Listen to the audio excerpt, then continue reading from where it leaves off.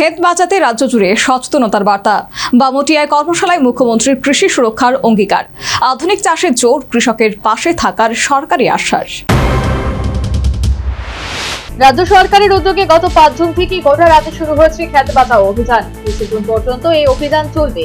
ক্ষেত বাঁচাও অভিযানের অংশ হিসেবে শুক্রবার বামুটিয়া বেরিমোড়া স্কুলে অনুষ্ঠিত হলো এক সচেতনতামূলক কর্মশালা। অনুষ্ঠানে প্রধান অতিথি হিসেবে উপস্থিত ছিলেন মুখ্যমন্ত্রী মানিক সাহা। তার সঙ্গে উপস্থিত ছিলেন বামুটিয়া কেন্দ্রের বিধায়ক নয়ন সরকার, প্রাক্তন বিধায়ক কৃষ্ণধন দাস, কৃষি দপ্তরের আধিকারিক, জনপ্রতিনিধি এবং বহু কৃষক। মুখ্যমন্ত্রী বলেন, কৃষি জমি রক্ষা এবং কৃষকদের স্বার্থ সুরক্ষায় রাজ্য সরকারের অন্যতম অগ্রাধিকার।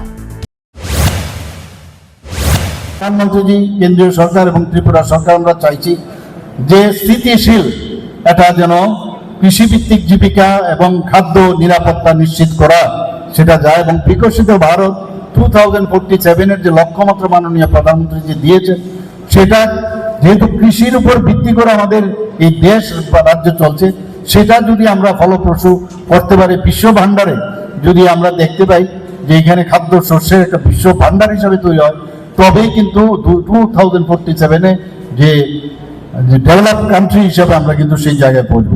ধান, ডাল জাতীয় ফসল ও তৈল বীজ চাষের বিজ্ঞান ভিত্তিক আমরা কিন্তু আন্দাজেই করি। সাইন্টিফিক্যালি যারা কৃষির সাথে জড়িত, যারা সায়েন্টিস্টরা আছেন, বিভিন্ন কলেজ আছেন, তাদের কলেজের যারা প্রধান আছেন তাদের সাথে কথা বলে চাষাবাদ যদি করা যায় এবং দৃষ্টান্তমূলক চাষের যদি আমরা ব্যবস্থা করি, তবেই ত্রিপুরাও কিন্তু সামনের দিকে এগিয়ে যাবে।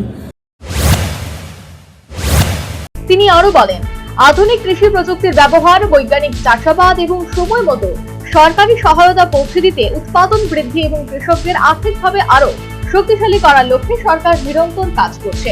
তিনি কৃষকদের সচেতন থেকে ফসলকে প্রাকৃতিক দুর্যোগ এবং কীটপতঙ্গের আক্রমণ থেকে রক্ষার আহ্বান জানান। কর্মশালায় কৃষি জমি সংরক্ষণ, ফসল সুরক্ষা এবং সরকারি বিভিন্ন কৃষি প্রকল্পের সুবিধা নিয়ে বিস্তারিত আলোচনা হয়। কৃষকের সঙ্গে মত বিনিময় করে তাদের সমস্যা শোনা হয় এবং দ্রুত প্রয়োজনীয় সহযোগিতার আশ্বাস দেওয়া হয়।